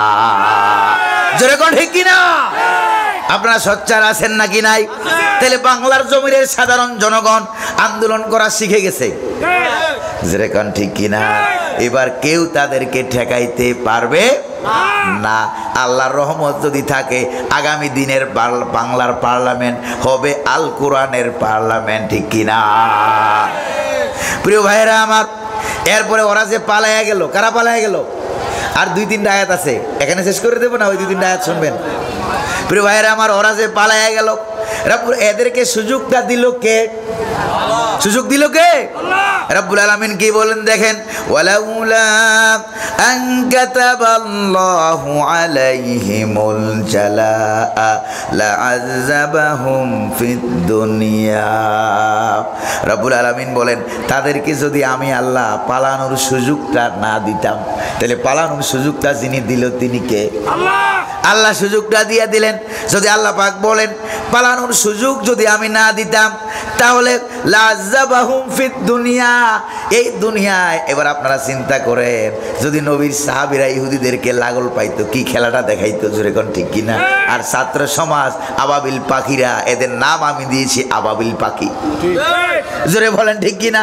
এই আবাবিল পাখিরা গণভবনের ভিতরে লেডিস ফেরাউনটাকে যদি পাইতো, লাযাবাহুম ফিদ দুনিয়া, এমন কঠিন আযাব দিত, এক কি করতো কোন? টুকরা টুকরা সিরিবিরি কে বলতো, জোরে কোন ঠিক কিনা? প্রিয় ভাইরা, হয়তো আপনারা সাতকানিয়া লোহাগাড়া থেকে আপনারা দাবি জানাইতেন, ও ছাত্র সমাজ একটা টুকরা আমাদের জন্য রাখিও। জোরে বলেন ঠিক কিনা? কেন রাখবো? আমার এলাকার কুত্তরে খাওয়াবো। কারে? জোরে কোন কারে? কুকুরে খাওয়াবো। আর কুকুরের সামনে যখন দেওয়া হইতো, কুকুর হয়তো বলতো, আমি 17 বছর না খাইয়া থাকলেও এই নাপাকটা মুখে দিয়ে আমি নিজের সম্মান নষ্ট করব না, নিজের রুচি নষ্ট করব না। জোরে কোন ঠিক কিনা? প্রিয় ভাইয়েরা আমার, আপনারা মনে রাগ করতেছেন নাকি? অসুবিধা হচ্ছে আপনাদের? চট্টগ্রামে সাতকানিয়া লোহাগাড়া, এটা হলো বাংলাদেশের ফিলিস্তিন। জোরে কোন ঠিক কিনা? একটা ফিলিস্তিন হলো সাতক্ষীরা, আর একটা ফিলিস্তিন হলো সাতকানিয়া লোহাগাড়া। জোরে বলেন ঠিক কিনা? ইহুদিরা ফিলিস্তিনের মুসলমানদের উপরে যেরকম নির্যাতন করেছে, ওই রকম নির্যাতন করেছে সাতক্ষীরায় আর সাতকানিয়া লোহাগাড়ায়। জোরে কোন ঠিক কিনা? কিন্তু তারা তো বাঁচতে পারে না। প্রিয় ভাইয়েরা আমার, এরপরে রব্বুল আলামিন বলেন এমন শাস্তি দিতাম, তারা তো নিজেদেরকে শাস্তি থেকে বাঁচাবার জন্য জায়গায় জায়গায় আব্বার মূর্তি ফিটিং করছে। কার মূর্তি? আব্বার মূর্তি জায়গায় জায়গায় স্থাপন করেছে আর বলেছে জাতির পিতা। যেরকম এটা কি জাতির পিতা নাকি? এটা তো জাতির পিতা হতে পারে না।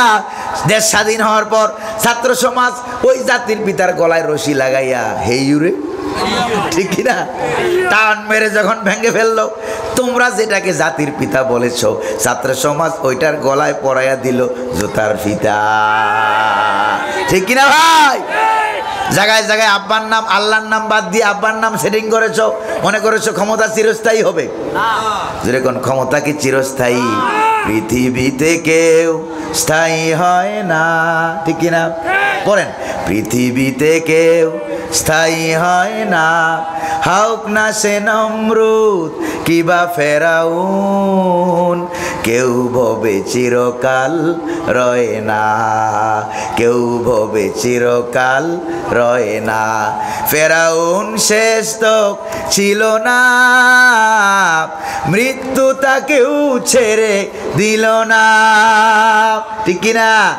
পড়েন, ফেরাউন শেষ তো ছিল না, মৃত্যু তাকেও ছেড়ে দিল না, রেখে গেল সব তার স্মৃতিচিহ্ন, রেখে গেছে সব তার স্মৃতিচিহ্ন, কেউ যেন ফেরাউন হয় না। কেউ যেন ফেরাউন হয় না। আর কথা আপনারা ন বুঝেন? বুঝেন নাকি বুঝেন না? প্রিয় ভাইরা আমার, প্রিয় ভাইরা আমার, এরপরে রব্বুল আলামিন বলেন জায়গায় জায়গায় যে আব্বার নাম তোমরা সেটিং করেছো। ওই কোরআনের পাখি শহীদ সাইদি রহমতুল্লাহ আলাইহি একটা ঘটনা বলতেন, বলবো ছোট্ট। তিনি বলতেন তখনও বাংলাদেশে পদ্মা সেতু হয় নাই। ইউরোপ থেকে এক ইংলিশম্যান আসছে বাংলাদেশে, বেচারা আসছে বাংলাদেশ কেমন সোনার বাংলাদেশ, বাংলাদেশ দেখবে, দেখার জন্য আসছে। তো দেখার জন্য আইসা বেচারা কয় যে বাংলাদেশে পৃথিবীর 11তম দীর্ঘ লম্বা সেতু আছে যমুনা নদীর উপরে, চলো ওই সেতুটা একটু দেখবো। তো কয়েকজনে নিয়ে গেল তাকে সেতু দেখাবার জন্য। এবার সেতু দেখিয়া বেচারা কয় এত সুন্দর সেতু, এই সেতুর নাম কি গো? কই সেতুর নাম হলো বঙ্গবন্ধু সেতু। কই বেচারা কয় যেমন নাম তেমন কাম, নামটাও সুন্দর, কামটাও অনেক সুন্দর। এবার সেতু দেখিয়া বেচারা আসছে ঢাকা শহরে ঢুকতেছে, ঢুকতে ঢুকতে রাত হয়ে গেছে, সন্ধ্যা হয়ে গেছে। দেখে যে ওই ঢাকা শহরের ভিতরে এক জায়গায় এক এলাকায় বিরাট বড় বড় লাইট জ্বলছে, হ্যাজাক লাইটের মতো বড় বড় লাইট জ্বলছে। তারপরে একটু পর পরে ভূ বা আওয়াজ হচ্ছে, একটু পর পরে সাউন্ড হচ্ছে, মিছিলের মতো সাউন্ড। কইছে ভাই ওই জায়গাটা কি, ওখানে কি হচ্ছে? কই যে ওইটার নাম হইলো বঙ্গবন্ধু স্টেডিয়াম। নাম কি? বঙ্গবন্ধু স্টেডিয়াম। এরপরে কয় ভাই ওখানে হচ্ছেটা কি? ওই যেখানে খেলাধুলা হচ্ছে, এখানে টুর্নামেন্ট হচ্ছে। ওই খেলাটার নাম কি? ওই খেলাটার নাম হচ্ছে বঙ্গবন্ধু গোল্ড কাপ টুর্নামেন্ট। এরপরে খেলায় তো ভাই হার জিত আছে নাকি নাই? খেলায় তো হার জিত আছে। কিছুক্ষণ পর খেলা শেষ হয়ে গেল, এক দল হারলো আরেক দল জিতলো। এবার উভয় দলের দর্শকদের ভিতরে কথা কাটাকাটি শুরু হয়ে গেল। এরপরে গুতাগুতি, এরপরে কিলাকিলি, ঠেলাঠেলি, মারামারি, এরপরে শুরু হলো ঢিলাঢিলি। সেই কালের ফান্টা পেপসির কাছের বোতল মনে আছে নাকি নাই? মারলো এক ঢিল। বেচারা বিদেশি বেচারার কপাল ছিল খারাপ, তার কপালে গিয়া ফান্টা পেপসির কাছের বোতল ঠাস করে পড়ছে। এরপরে বেচারার কপাল রক্তাক্ত হইয়া গেল বেহুশ হইয়া। কয়েক ঘন্টা পর বেচারার যখন হুশ ফিরলো, দেখেছে চতুর্দিক দিয়ে ডাক্তাররা বসা, বেডের মধ্যে শোয়া। তারপরে জিজ্ঞেস করছে আমি এখন কোথায় গো? কয় আপনি এখন বঙ্গবন্ধু মেডিকেল কলেজ হাসপাতালে। এরপরে বেচারা বলছে ভাই তোমাদের হাতে পায়ে ধরি, আল্লাহর দোহাই লাগে, কিছুক্ষণ পর আমারে আর বঙ্গবন্ধু গুরুস্থানে নিও না। যেরকম ঠিক কিনা? অত আকাম তোমরা করছো, জায়গায় জায়গায় বাপের নাম, কিন্তু তোমাদের আব্বা তোমাদেরকে বাঁচাইতে, বাঁচানোর মালিককে, ক্ষমতার চেয়ার পাইয়া মনে করেছো ক্ষমতার মালিক হয়ে গেছে। ক্ষমতার মালিক তো তোমরা না। আল্লাহ পাক বলেন লিনানজুরাকুম কাইফা তামালুন। ক্ষমতা দিয়া আমি আল্লাহ তাকাইয়া থাকি দেশের সাথে, জাতির সাথে, ইসলামের সাথে, কোরআনের সাথে কেমন ব্যবহার করো। আল্লাহ পাক বলেন যদি দেখি উল্টা পাল্টা করো এক থাপ্পড় দেই, দিল্লি যাইয়া পালাইতে বাধ্য হও। আল্লাহু আকবার কর। এরপরে রব্বুল আলামিন বলেন ওয়ালাহুম ফিল আখিরাতি আযাবুন নার। দুনিয়ার শাস্তি তো আছে, পরকালে আবার তাদের জন্য শাস্তি আছে নাকি নাই? কিন্তু আমি চিন্তা করি ওরা যে বিপদে পড়লো ভাইরা, এদের বিপদটা একটু মারাত্মক বিপদ। কিরকম মারাত্মক বিপদ? যে এই বিপদে পড়িয়া তারা বিপদ আপদ মুসিবতে বললে আমরা এখন দোয়া পড়ি। এটার নাম কি? কোন দোয়া ইউনুস। নাম কি? দোয়া ইউনুস। লা ইলাহা ইল্লা আনতা সুবহানাকা ইন্নী কুনতু মিনাজ জালিমিন। ঠিক কিনা? কিন্তু ওরা যেই বিপদে পড়েছে তাদের কপালে দৌড়ানির ঠেলায় দোয়া ইউনুস পড়ারও সময় নাই। জোরে বলেন ঠিক কিনা? ইচ্ছা করলো দোয়া ইউনুস পড়তে পারে না, তাদের কপালটা এতই খারাপ। কেন? তারা পালিয়ে যাওয়ার পর যে লোকটারে আল্লাহ ক্ষমতায় বসাইছে ওই লোকটার নাম হতো ইউনুস। জোরে কোন ঠিক কিনা? এবার দোয়া ইউনুস পড়তে গেলে ওই লোকের নাম মনে হয় কলিজা কামড় মারে। জোরে কোন ঠিক কিনা? এই জন্য ভাই তাদের কপালে দোয়া ইউনুসটাও নাই। ঠিক কিনা? আল্লাহ পাক বলেন এমন সিস্টেম করো, তাকায়া দেখো। এবার রব্বুল আলামিন বলেন ওরা যে পালাইতে বাধ্য হইলো কারণটা কি? রব্বুল আলামিন কারণটা উল্লেখ করেন, যালিকা বিআন্নাহুম শাক্কুল্লাহা ওয়া রাসূলাহু ওয়া মান ইউশাক্কিল্লাহা ফাইন্নাল্লাহা শাদীদুল ইকাব। আল্লাহু আকবার বলেন।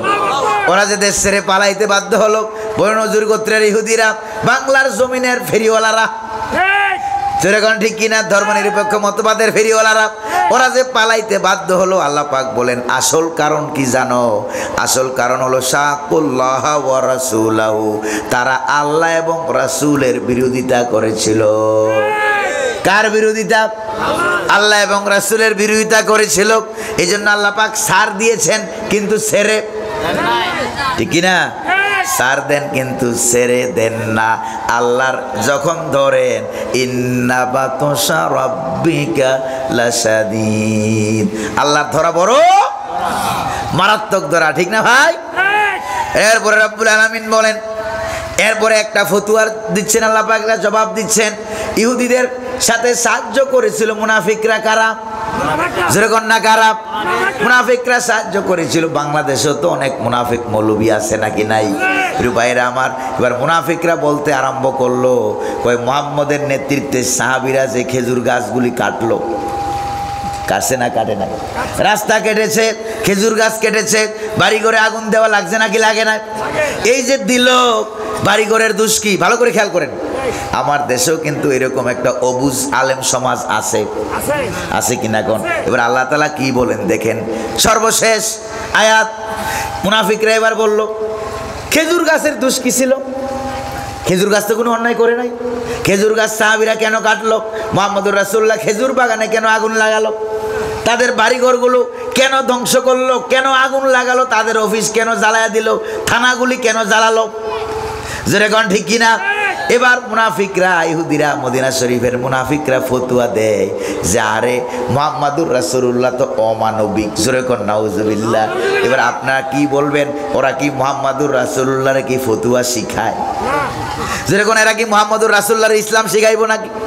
তিনি তো ইসলামের ধারক বাহক, তাকে যিনি ইসলাম শিখায় তিনি কে? আল্লাহ। আরো জোরে বলেন না কে? প্রিয় ভাইরা আমার, আন্দোলন সফল করার জন্য, সাকসেস করার জন্য যেখানে মারা লাগছে মেরেছে, কাটা লাগছে কেটেছে, আগুন লাগানোর দরকার ছিল আগুন লাগিয়েছে, রাস্তা কাটার দরকার ছিল মুহাম্মাদুর রাসূলুল্লাহ নিজে রাস্তা কেটেছে। বুখারী শরীফে আছে নাকি নাই? মুহাম্মাদুর রাসূলুল্লাহ রাস্তা কেটেছে। এবার তারা তো মানবতার ফেরিওয়ালা, সুশীল, এখন একদল সুশীল বাইরেছে। যেরকম ঠিক কিনা? মানবতার ফেরিওয়ালা, সুশীল। কই যে কেন বিবাহ অনুষ্ঠান থেকে তারে গ্রেফতার করা হলো? আরে বেটা, আসামি যদি বিবাহ অনুষ্ঠানে থাকে তাহলে গ্রেফতার করবো কোত্থেকে? তোর আব্বার বাড়ি থেকে নাকি? যেরকম ঠিক কিনা? তার গায়ে খুব লেগে গেছে, অথচ নামাজ অবস্থায়, জানাজার নামাজ অবস্থায়, রুকু অবস্থায়, সেজদা অবস্থায় আওয়ামী লীগের দালাল পুলিশেরা আমাদের ভাইদেরকে গ্রেফতার করেছে। যেরকম ঠিক কিনা? তখন তোমাদের সুশীলগিরি কোথায় ছিল? তখন তোমাদের ফতুয়া কোথায় ছিল? যেরকম ঠিক কিনা? এবার মুনাফিকেরা ফতুয়া দেয়, আপনারা জানেন না কি জানেন না? তারপরে আসামি গ্রেফতার করতে গিয়া তাকে না পাইয়া 2.5 বছরের বাচ্চা এনে জেলখানায় আটকাইছে। এগুলো কি আমরা ভুলে গেছি নাকি? ইতিহাস কিন্তু ভুলবেন না ভাইয়েরা। প্রিয় ভাইয়েরা আমার, তারা যে বলল মুহাম্মাদুর রাসূলুল্লাহ নাকি অমানবিক, জোরে কর নাউজুবিল্লাহ। আল্লাহ পাক বলেন, কুল আতুআল্লিমুনাল্লাহা বিদীনিকুম, তোমরা কি আল্লাহরে ফতুয়া শিখাও? কারে কারে? তোমরা কি মুহাম্মাদুর রাসূলুল্লাহর ইসলাম শিখাও, আল্লাহরে ফতুয়া শিখাও? প্রিয় ভাইয়েরা আমার, এবার আমি আপনাদেরকে বলি, ইমানের দাম বেশি না খেজুর বাগানের দাম বেশি? ইমানের দাম বেশি না রাস্তাঘাটের দাম বেশি? ইমানের দাম বেশি না ওদের অফিসের দাম বেশি? ইমানের দাম বেশি না ব্রিজের দাম বেশি? প্রিয় ভাইয়েরা আমার, এবার একটু ভালো করে খেয়াল করেন, আল্লাহর নবী কি বলেন? তিরমিজি শরীফের হাদিস, লা তাকুমুস সাআ হাত্তা ইউকালা ফিল আরদি আল্লাহ আল্লাহ। আল্লাহকে আল্লাহ বলে মেনে নেওয়ার মতো একজন ইমানদার যতক্ষণ দুনিয়াতে থাকবে ততক্ষণ পৃথিবী কিয়ামত হবে না। আকাশও ভাঙবে না, জমিনও ভাঙবে না। আর ইমান না থাকলে আকাশও ভাঙ্গিয়া চুরমার হয়ে যাবে, জমিন ভেঙ্গে খান খান হয়ে যাবে, পাহাড়গুলো ধূলিসাৎ হয়ে যাবে যদি একজনও ইমানদার না থাকে।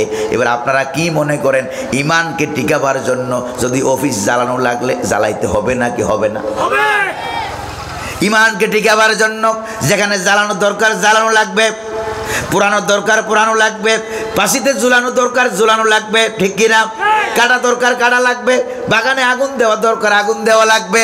এবার দেখেন আল্লাহ পাক নিজে ফতুয়া দিচ্ছেন সূরা হাসরের কয় নম্বর আয়াতে? আল্লাহর ফতুয়াটা আপনারা একটু দেখেন।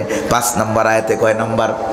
5 নম্বর আয়াতে আল্লাহ ফতুয়া দিচ্ছেন, মা কাতাতুম মিল্লিনাতিন আও তারাকতুমুহা কাইমাতান আলা উসুলিহা ফাবিইজনিল্লাহি ওয়ালিয়াখজিয়াল ফাসিকিন।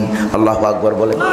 রব্বুল আলামিন বলেন, ও নবীর সাহাবীরা, আন্দোলন সাকসেস করতে গিয়া যেই খেজুর গাছগুলি তোমরা কেটেছো, এত ঘন ঘন খেজুর গাছ, এগুলি না কাটলে শত্রুদেরকে দেশ থেকে তাড়ানো যায় না, সম্ভব না।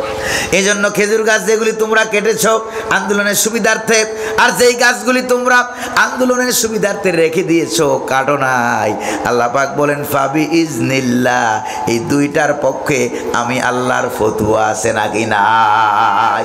আমি আল্লাহর অনুমতি আছে নাকি নাই? প্রিয় ভাইয়েরা আমার, এরপরে আল্লাহ পাক বলেন আন্দোলন সাকসেস করতে এগুলি কাটা লাগে, এগুলি করা লাগে, এটা 1 নম্বর। 2 নম্বর হলো ওয়ালিয়ুখজিয়াল ফাসিকিন, আর ফাসিকদেরকে, ইসলাম বিরোধী শক্তিদেরকে দেখাইয়ে দেওয়ার জন্য তোমরা যা যা করছিলা সব ফুটুস। জোরে কোন ঠিক কিনা? এত সুন্দর থানা বানাইছে সব ফুটুস, এত সুন্দর অফিস বানিয়েছো, বিদেশ গিয়ে পালিয়েছো, পালাই আবার মিসকল মারে। যেরকম ঠিক কিনা? একবার মিসকল মেরেছো 32 নম্বর শেষ, আবার যদি মিসকল মারো 33, 34, 35, 99, 100 পর্যন্ত যাওয়ার সম্ভাবনা আছে নাকি নাই? যেরকম না আছে নাকি নাই? যা যা করেছো তোমরা, উল্টাপাল্টা কাম তোমরা করেছো, কারণ তোমরা তো তোমাদের ধর্ম নিরপেক্ষ মতবাদকে ক্ষমতায় রাখার জন্য তোমরা বহুত মানুষ মেরেছো। ও মুনাফিকরা, তখন তোমাদের ফতুয়াগুলি কোথায় ছিল? যেরকম ঠিক কিনা? বোল্ডেজার দিয়ে দিয়ে আমার ভাইদের বাড়িঘর গুলো ভেঙেছ, তখন তোমাদের ফতুয়া কোথায় ছিল? তারপরে কেটে গলা কেটে পেট কেটে পাথর বেঁধে লাশ বঙ্গোপসাগরে ফেলে দিয়েছ, যমুনা নদীতে ফেলে দিয়েছ। ও সুশীল সমাজ, তখন তোমাদের ফতুয়া ছিল কোথায়? যেরকম ঠিক কিনা? প্রিয় ভাইয়েরা আমার, এখন যারা আল্লাহর বিরুদ্ধে বলবা, নবীর বিরুদ্ধে বলবা, আন্দোলন হবে, হরতাল হবে, মিছিল হবে, মিটিং হবে, অবরোধ হবে, যেরকম হবে কিনা? আপনারা বলেন আন্দোলন হরতালের কারণে কিছু গাড়ি যানজট হয় নাকি হয় না? যানজটে সাধারণ মানুষের কিছু কষ্ট হয় নাকি হয় না? এই কষ্টটা বড় না নবীর ইজ্জত বড়? যেরকম ঠিক কিনা? আরে তুমি যানজট খুঁজো, সাহাবায়ে কেরাম নবীর ইজ্জত রক্ষা করার জন্য নিজেরা কল্লা কাটাইয়া দিছে, বদরে উহুদে হুনাইনে সাহাবায়ে কেরাম জীবন দিয়েছেন। যেরকম ঠিক কিনা? কাজে সুশীলগিরি দেখাইও না, মুহাম্মাদুর রাসূলুল্লাহরে ফতুয়া শিখাইতে আসিও না। যেরকম ঠিক কিনা? মুহাম্মাদুর রাসূলুল্লাহি ওয়াল্লাযীনা মাআহু আশিদ্দাউ আলাল কুফফারি রুহামাউ বাইনাহুম। সুবহানাল্লাহ। কয় আমার রাসূলকে চিনো কিনা? আল্লাহ কয়। কে কয়? আল্লাহ বলেন আমার নবীকে চিনো কিনা? আমার নবী আর নবীর সাহাবীরা আশিদ্দাউ আলাল কুফফার, ইমানের বিপরীতে যে কুফুরির বেলায় বড় মারাত্মক। আল্লাহু আকবার বলেন। কুফুরির বেলায় বড় মারাত্মক, আর রুহামাউ বাইনাহুম, ইমানের বেলায় সকলে মিলে একটা বডির মতো। আল্লাহু আকবার বলবেন না? প্রিয় ভাইরা আমার, আজকে আপনাদের সম্মুখে আলোচনা করা হলো বনু নজিরের যুদ্ধের ঘটনা। ইহুদিরা মদিনা দেশ থেকে পালাইয়া গেল ১৫০০ বছর আগে, ইহুদিদের চক্রান্তের কারণে পালিয়ে গেল, ইসলামের বিরোধিতা করার কারণে পালিয়ে যাওয়ার ঘটনা আর আমার বাংলার জমিনের বৈষম্য বিরোধী ছাত্র আন্দোলনের ঘটনা মিল আছে নাকি নাই? যেরকম না আছে নাকি নাই? কয় আনা মিলে? 14 আনা, 15 আনা না 16 আনা? যেরকম ঠিক কিনা? এই জাতীয় ঘটনা আল্লাহ কোরআনে কেন দিলেন? কিন্তু আছে নাকি নাই? কেন দিলেন? এই জাতীয় ঘটনা আরো ঘটবে কিয়ামত পর্যন্ত। যারা ইসলামের বিরোধিতা করবে তারা যাতে শিক্ষা গ্রহণ করে কোরআন পড়ে, জোরে কোন ঠিক কিনা? প্রিয় ভাইরা আমার, এই জন্য আমরা আমাদের সর্বশেষ জীবনের সমস্ত শক্তি দিয়া বাংলার জমিনে আমরা কোরআনকে কায়েম করতে চাই। রাজি আছেন নাকি নাই? আজকে দেখলাম এক নেতার মাথা খারাপ। কার? এক নেতার দেখলাম মাথা খারাপ হয়ে গেছে। কয় তাফসির মাহফিল, ওয়াজ মাহফিল করে ভালো কথা, এখানে আবার ইসলামের পক্ষে কারা কারা আছেন হাত তোলায় কেন? তোমার আব্বার পক্ষের হাত তোলাবো নাকি আমরা? তোমার আব্বার পক্ষের হাত তোলাবো? প্রিয় ভাইরা আমার, যারা ইসলামের পক্ষে আছে ওরাই তো তাফসির মাহফিলে আসে, যেরকম ঠিকই না? ইসলামের পক্ষে কারা আছেন একটু হাত তুলে দেখান। কোরআনের পক্ষে, কোরআনের হাতের লাঠি হবেন প্রয়োজনে। রাজি আছেন? রাজি আছেন? যেমন কুকুর সুযোগে তেমন মুগুর দেওয়া লাগবে। রাজি আছেন তো? আর নম নম করবো না, আর নম নম করবো না, যেরকম ঠিকই না? যেমন কুকুর তেমন মুগুর দেব। যারা সমর্থক আছেন তারা কর্মী হবেন, যারা কর্মী আছেন আরো আগায় যাবেন। রাজি আছেন নাকি নাই? কারা কারা ইসলামী আন্দোলনের কর্মী হবেন তারা একটু হাত তুলে দেখান। আল্লাহ কবুল করুন, বলি আমিন। আরো জোরে বলি আমিন। প্রিয় ভাইরা, আজকে যে আমি আপনাদের মাহফিলে আসতে পারবো, কথাও বলতে পারবো, এই কল্পনা আমার ছিল না। আমি জুমার নামাজ পড়ানোর পরে মনে হয় যে জুমার নামাজের সময় আমি মনে হয় যে মাথা ঘুরে পড়ে যাচ্ছে। আমার ইমাম সাহেব হুজুর আমার ধরে নিয়ে বাসায় দিয়ে আসছে, ধরে নিয়ে আমাকে দিয়ে আসছে। তারপরে বাসায় যায় চিন্তা করি যে সাতকানিয়া লোহাগাড়ার মাহফিল, যাবো কি যাবো না। 2-1 মিনিট চিন্তা করলাম, তারপরে 2-1টা ট্যাবলেট খেলাম, একটা উরসেলেন খেলাম। খাওয়ার পরে দেখি যে একটু একটু ভালো লাগতেছে, একটু একটু ভালো লাগতেছে। আরে সাতকানিয়া লোহাগাড়া এটা তো বিপ্লবী এলাকা, দ্বিতীয় ফিলিস্তিনের এলাকা, জোরে কোন ঠিক কিনা? এই এলাকায় যদি না যাই তাহলে যাবো কোথায়? তারপরে আমি আমার গাড়ির পাইলটকে বললাম, আমার কোনো রকম ধরে নিয়ে গাড়ির পিছনে সিটে আমার শোয়ে দাও। ঢাকা থেকে শুয়ে শুয়ে এখানে এই পর্যন্ত আসার পরে আপনাদের দোয়া নিলাম। দোয়া নেওয়ার পরে মনে হয় কোরআনুল কারিমের জন্য আল্লাহ সুস্থ বানাইয়া দিয়েছেন, আলহামদুলিল্লাহ। সেই নভেম্বর থেকে শুরু হলো, নভেম্বর, ডিসেম্বর, জানুয়ারি, ফেব্রুয়ারি, এই যে 4 মাস লাগাতারে একটা দিনও কোনো রেস্ট পাচ্ছি না। এই যে শুরু হলো, আল্লাহ যেন আর 2-5 দিন আছে, ঠিক না ভাই? রমজানের আগ পর্যন্ত এগুলি যাতে সহি সালামতে করতে পারি, আল্লাহ যেন তৌফিক দান করে, বলি আমিন। প্রিয় ভাইরা আমার, প্রিয় ভাইরা আমার, হেদায়েতের নিয়তে মাহফিলে আসি, হেদায়েতের নিয়তে আসি, হাদিয়ার নিয়তে আসি না। আল্লাহ যেন মনের মধ্যে হাদিয়া না ঢুকায়, বলি আমিন। হাদিয়ার নিয়ত যাতে আল্লাহ না ঢুকায়, বলি আমিন। কোরআনের পাখি যাকে আমরা অনুসরণ করি, আল্লামা দেলাওয়ার হোসেন সাইদি রহমতুল্লাহ আলাইহি, জীবনে কখনো হাদিয়ার উদ্দেশ্যে মাহফিল করেন নাই, মাহফিল করেছেন হেদায়েতের উদ্দেশ্যে। জোরে বলেন ঠিক না? আরো জোরে কোন ঠিক না? গতকালকেও কোরআনের পাখি কবর জিয়ারত করছি 2 বার। কয়বার? 2 বার। বিকালে গিয়ে 1 বার, এরপর আবার রাত প্রায় 12টা বাজে তখন আরেকবার করে করে জিয়ারত করে আসছি। মনে হয় যে কোরআনের পাখি কবরে জিন্দা মনে হয় দাঁড়িয়ে আছে, এরকম মনে হয়। প্রিয় ভাইরা আমার, যারা কোরআনের পক্ষে থাকে, কোরআনের পক্ষ থেকে জীবিত আসি তো আসি, কোরআনের পক্ষে থাকবো, মরবো তো মরবো, কোরআনের জন্যই মরবো। রাজি আছেন নাকি নাই? ওই দিন নোয়াখালীতে এক মাহফিলে যাইয়া মাহফিল করা শেষ হয়ে গেছে। পরে আমি বললাম যে গাড়ি ছাড়ো, 1 কিলোমিটার দূরে চলে আসছি। মাহফিল কমিটি আমার ফোন দেয় যে হুজুর গাড়ি ভাড়া পথ খরচ হাদিয়া নেবেন না। আমি বললাম যে আমার তো মনে নাই, আপনারা যেটা দেন না এটা আমার